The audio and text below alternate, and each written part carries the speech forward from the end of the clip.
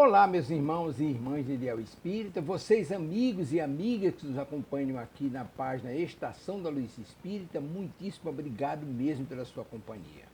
A nossa página Estação da Luz Espírita não tem fins lucrativos, o objetivo é a divulgação da doutrina espírita. E é por isso que nós reunimos aqui esta sede de matérias espíritas para que possa atender às suas necessidades, estudo, lazer, pesquisa. Você encontra aqui na nossa página Estação da Luz Espírita os livros da codificação, obras suplementares, entrevistas, palestras e os programas da Web Rádio Estação da Luz de Natal e Web Rádio Cristo Consolador de São Paulo. Ou seja, um acervo que atenda às suas necessidades, sem fins lucrativos. O objetivo é a divulgação da doutrina espírita. E agora eu convido você para nos acompanhar na reprodução de mais esse trabalho imperdível. Muito obrigado mesmo pela sua companhia e vamos juntos!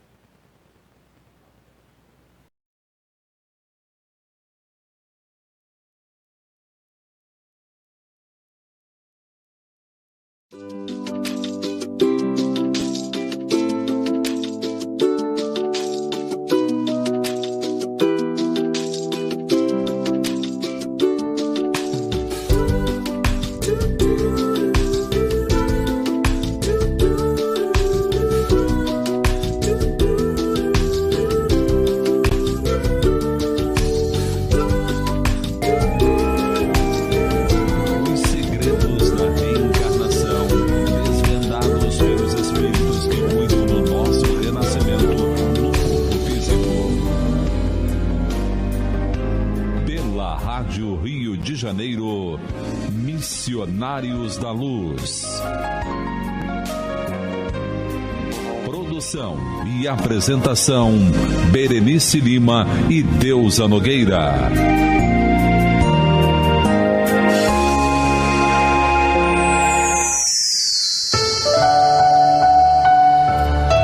Continuando, capítulo 11, intercessão. Nós estamos estudando esse caso, é um caso triste, esse caso do Raul, que é uma pessoa que cometeu suicídio, está em sofrimento muito grande. E é interessante que ele agora está sendo resgatado pelos benfeitores e, entre outras coisas que o benfeitor estava falando para ele, falou o seguinte: Raul, se você tivesse cultivado o amor cristão, prezando as oportunidades que o Senhor lhe confiou, fácil seria, no momento destes, regressar à união afetuoso para rever os entes amados. Mostrando o quê? Que a gente tem que preservar muito a nossa família. A gente tem que cultivar esse amor cristão na nossa família, porque é uma referência.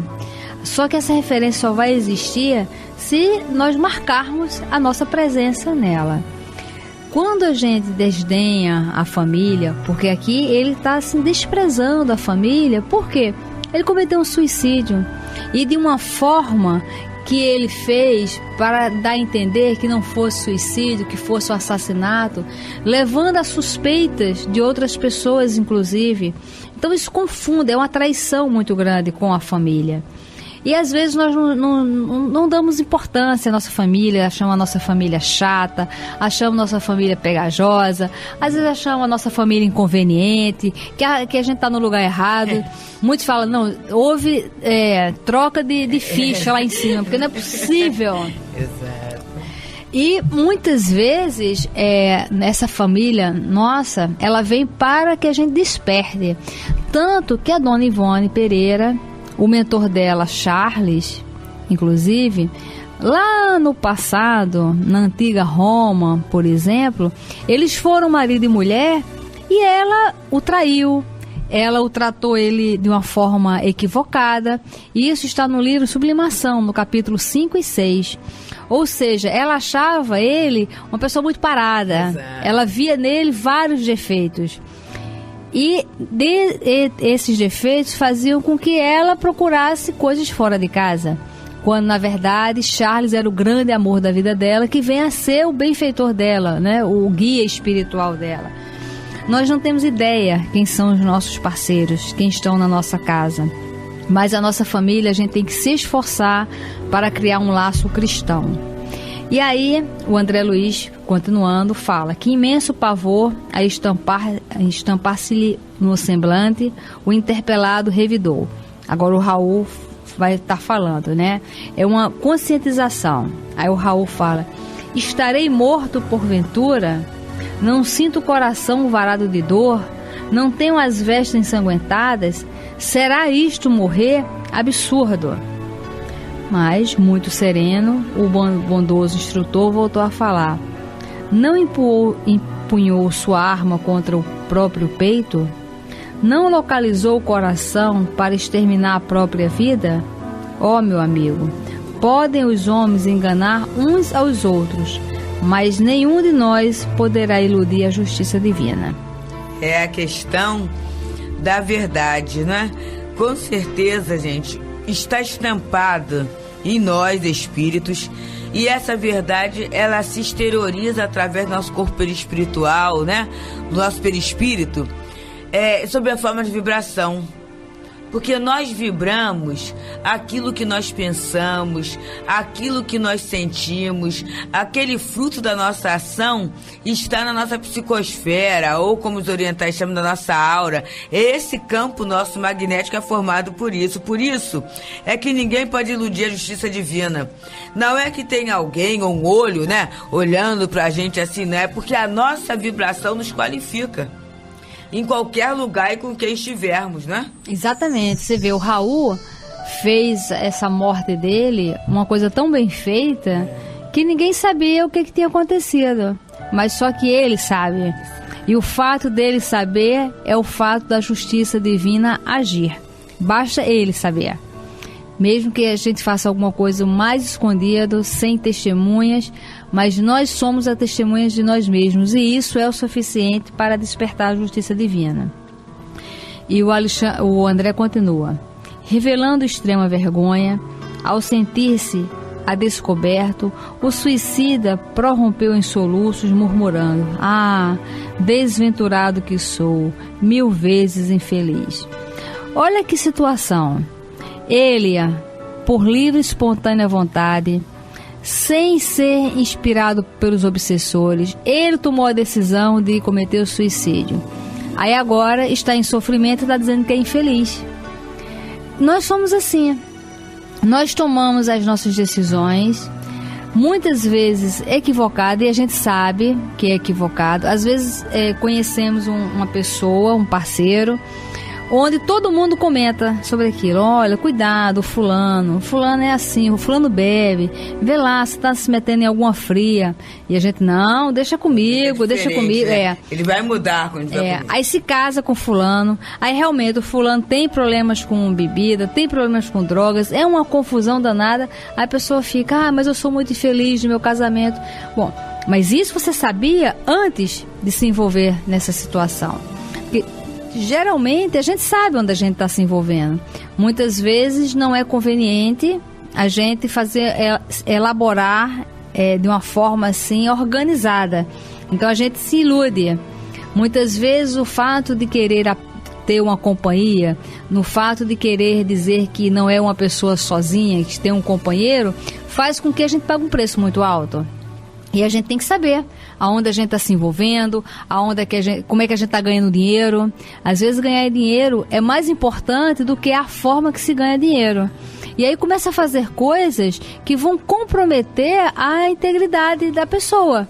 E depois fica num compromisso de tal maneira que não consegue mais se desvincular. E fala: ah, meu Deus, como eu sou infeliz. Não. Você deveria ter pensado isso antes. Então, quem vai tomar uma decisão, que pense sobre isso. Quem já tomou e que agora está numa situação parecida com a do Raul, se arrependa, e que o arrependimento seja dinâmico, seja eficiente. E vamos ver o que vai acontecer aqui com ele. O Alexandre, contudo, não tornou a falar-lhe naquela circunstância. Depois de recomendá-lo carinhosamente aos cuidados dos irmãos responsáveis pelos serviços de assistência, dirigiu-se a mim explicando: vamos, André, nosso novo amigo está em crise, cuja culminância não cederá antes de 70 horas aproximadamente. Voltaremos mais tarde a vê-lo. Isso é uma coisa interessantíssima, porque às vezes a gente fica querendo ajudar a pessoa no nosso tempo. Às vezes a pessoa está chorosa, às vezes a pessoa está deprimida numa situação e a gente quer falar 5 minutos e quer que a pessoa saia bem daquela situação. Então a gente tem que dar um tempo, muitas vezes, para a pessoa amadurecer aquela ideia que se está falando. No caso aqui, ele falou, olha, ele vai ficar umas 70, pela experiência, ele vai ficar umas 70 horas nisso. Então não adianta eu ficar aqui repetindo a mesma situação. Você fala e você tem que dar um tempo para a pessoa o quê? Digerir aquilo que se fala. É igual remédio, né? Eu tomo remédio, estou com uma dor, tomo remédio, você, mas isso aqui é um analgésico, né? Aí eu tomo remédio, mas não passou, o remédio não presta, não é isso, né? Uhum. E às vezes a pessoa pergunta, já passou a dor? Claro que não, também ainda nem quebrou, né? As substâncias foram conduzidas ainda. Assim é o atendimento espiritual. Tem um tempo para o espírito sair de uma perturbação até liberar esses fluidos todos, é muito tempo, né? E aí que fica esse ensinamento pra gente. A gente dá tempo ao outro também. E aí ele fala, né? De regresso aos meus trabalhos, esperei ansioso o instante de reatar as observações educativas. Impressionava-me a complexidade do serviço intercessório. As simples orações de uma esposa saudosa e dedicada haviam provocado atividades numerosas para o meu orientador e valiosos esclarecimentos para mim. No livro Vinha de Luz, tem uma lição intitulada Intercessão, Vinha de Luz. E Emmanuel fala, né, que a gente não despreze os dons da intercessão. Ele fala com muito carinho disso, porque olha só, gente, as simples orações de uma esposa saudosa e dedicada haviam provocado atividades numerosas para o meu orientador e valiosos esclarecimentos para mim. E aí eu tô lembrando... E pra gente também, né? Pra gente, eu tô lembrando um companheiro maravilhoso do plano espiritual agora, João Carlos Cunha. E ele falava assim, né? Uma prece de Chico Xavier é uma revolução no plano espiritual. Mas por quê? Porque imagina, Chico Xavier tem muitos amigos espirituais, né? Muitos espíritos são gratos a ele, tudo isso.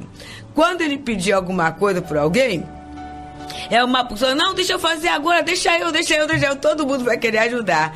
E aí a gente vai vendo o valor, né? Essa esposa era uma pessoa comum, gente. Uma pessoa comum, que até a gente vê que a casa não estava resguardada assim, né? Mas simplesmente ela ter uma prima que a amava e levando até lá, quanto trabalho deu. Que coisa bonita, né? É verdade. E isso qualquer um de nós pode fazer. Qualquer um de nós, com certeza, já tivemos inúmeras chances para agir no bem desta forma de intercessória. A gente ser intercessor e também pedir que outros intercedam, né? Que às vezes você, não, mas eu tô no bem, eu sou mérito na casa espírita, que não precisa que ninguém me peça por mim.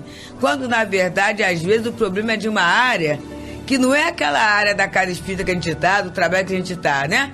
Então, de repente, o companheiro daquela casa espírita, aquele amigo espiritual, ele vai ter que recorrer num outro setor. Mas aí, de repente, naquele outro setor, eu tenho um amigo lá, você, fulana, pede por mim que eu estou assim, assado.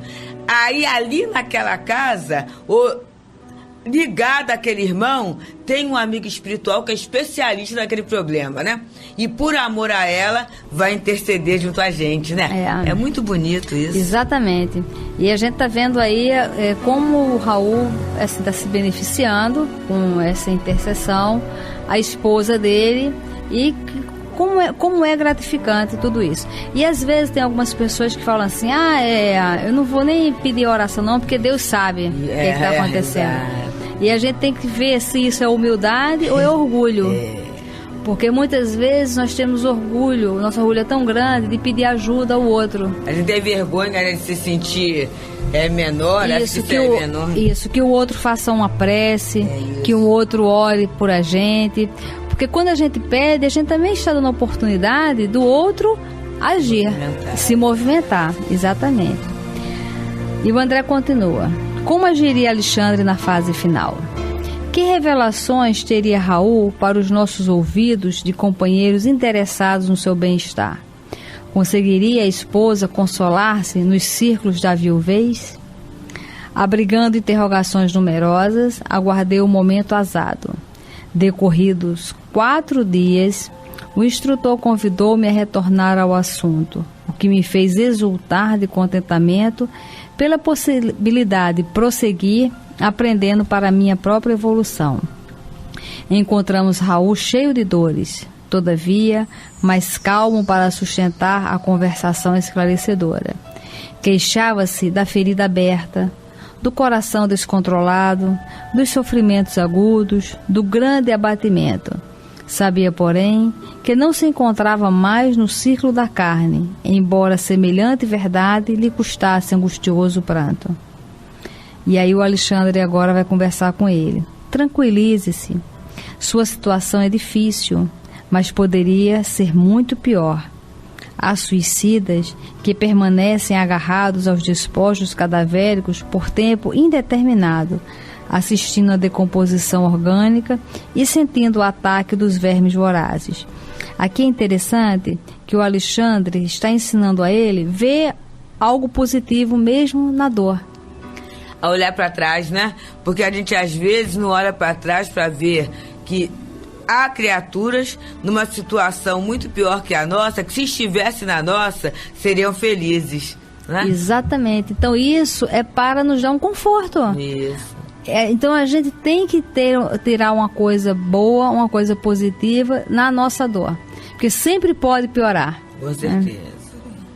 Ai de mim, suspirou o mísero, porque além de suicida, sou igualmente criminoso.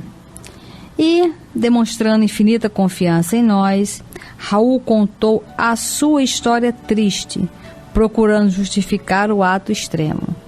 Então agora nós vamos ver o que Raul, na mentalidade dele, ele justificou ele tirar a vida, né? E aí a gente lembra de Alexandre, lembra, meus irmãos, quando ele falou assim, vamos ouvir o próprio Raul? Agora está na hora de ouvir, né? Exatamente. E Raul fala, vai contar a história dele. Na mocidade, viera do interior para a cidade grande, atendendo ao convite de Noé, seu camarada de infância. Companheiro devotado e sincero, esse amigo apresentara-o certa vez à noiva querida, com quem esperava tecer no futuro o ninho de ventura doméstica. Aí, desde o dia, porém, que vira Esther pela primeira vez, nunca mais pôde esquecê-la. Personificava a jovem, o que ele, Raul, reputava como seu mais alto ideal para o matrimônio feliz. Em sua presença, sentia-se o mais ditoso dos homens. Seu olhar alimentava-lhe o coração. Suas ideias constituíam a continuidade dos seus próprios pensamentos. Como, porém, fazer-lhe sentir o afeto imenso? Noé, o bom companheiro do passado, tornara-se-lhe o empecilho que precisava remover. Esther seria incapaz de traição ao compromisso assumido. Noé mostrava-se infinitamente bondoso e estimável para provocar um rompimento. Foi então que lhe nasceu no cérebro a tenebrosa ideia de um crime. Eliminaria o rival, não cederia sua felicidade a ninguém. O colega deveria morrer. Mas como efetuar o plano sem complicações com a justiça? Enceguecido pela paixão violenta, passou a estudar minuciosamente a realização de seus criminosos propósitos e encontrou uma fórmula sutil para a eliminação do companheiro dedicado e fiel. Ele, Raul, passou a usar conhecido e terrível veneno em pequeninas doses, aumentando-as vagarosamente até habituar o organismo com quantidades que para outrem seriam fulminantes. Atingido o padrão de resistência, convidou o companheiro para um jantar e propinou-lhe o veneno odioso em vinho agradável que ele próprio bebeu sem perigo algum. Noé, porém, desaparecera em poucas horas, passando por suicida a apreciação geral.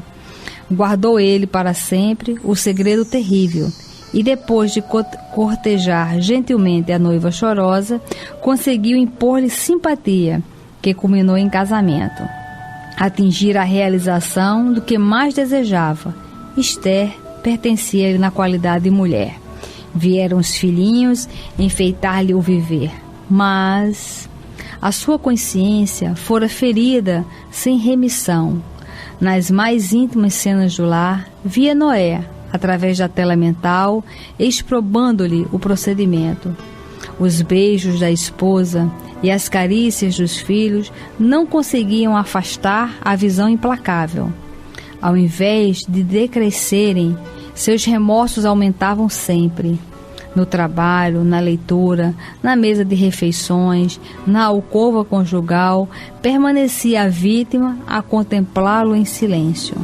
A certa altura do destino, quis entregar-se à justiça do mundo, confessando um crime hediondo. Entretanto, não se sentia com o direito de perturbar o coração da companheira, nem deveria encher de lodo o futuro dos filhinhos. A sociedade respeitava-o, acatando-lhe o ambiente doméstico. Companheiros distintos de trabalho prezavam-lhe a companhia. Como esclarecer a verdade em semelhantes contingências?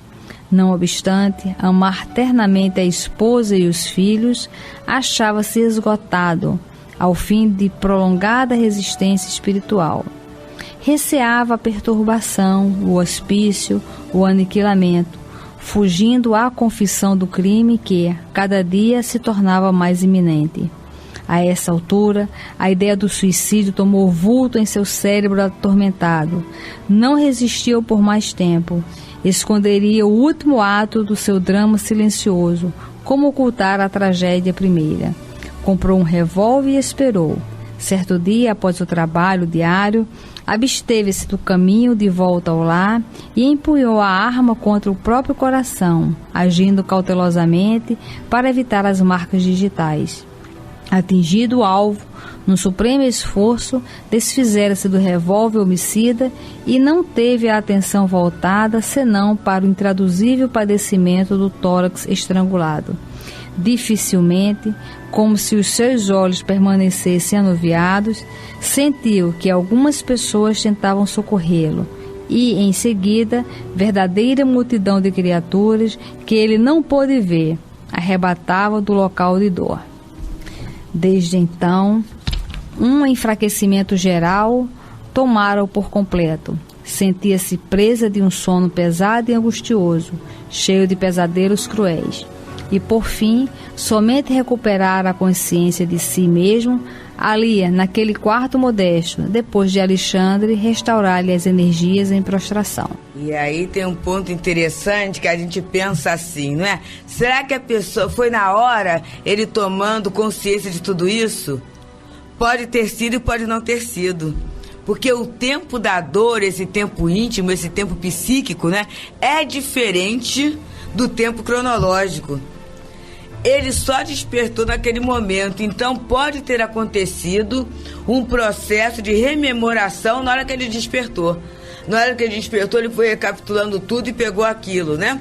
Porque essa questão da tomada da consciência do estado verdadeiro vai depender de espírito para espírito. E aqui, como a gente viu anteriormente, que ele não guardava relação religiosa, ele não teve tempo nem de orar, não é? Ele não tinha outro recurso, ele ficou entregue a ele mesmo e levado para outros, para o matadouro, para aquela questão toda. Então, o tempo que aconteceu isso, né? E a prostração dele, só mesmo é ele que vai saber, né? É. E a gente vê essa situação do Raul e a gente pode pensar assim, tipo, puxa vida, mas que caso incrível. Mas olha, tem muito mais casos parecidos com isso que a gente possa imaginar.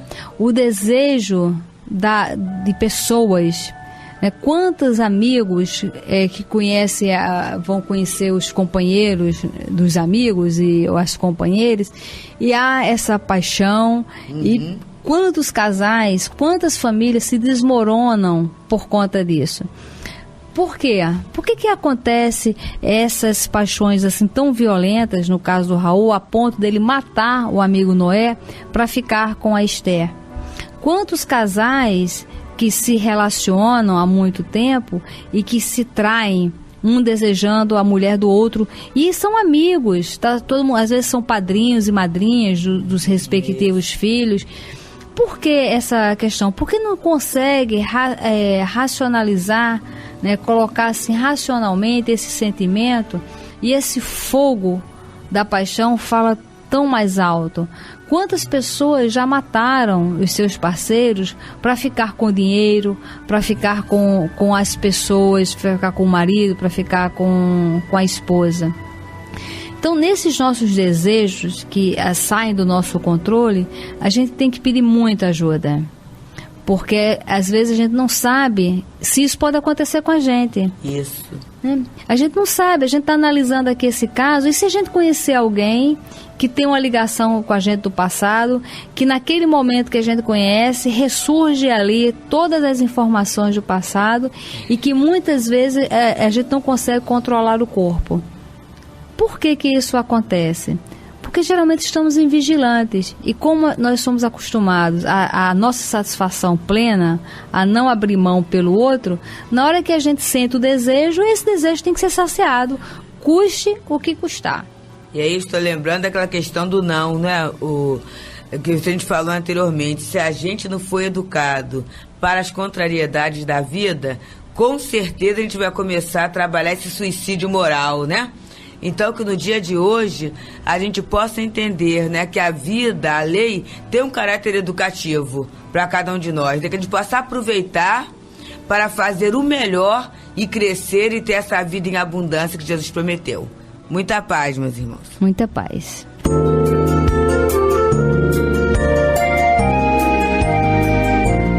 A Rádio Rio de Janeiro apresentou... Chegamos ao final da nossa atividade. Muitíssimo obrigado mesmo pela sua companhia e espero você no próximo evento.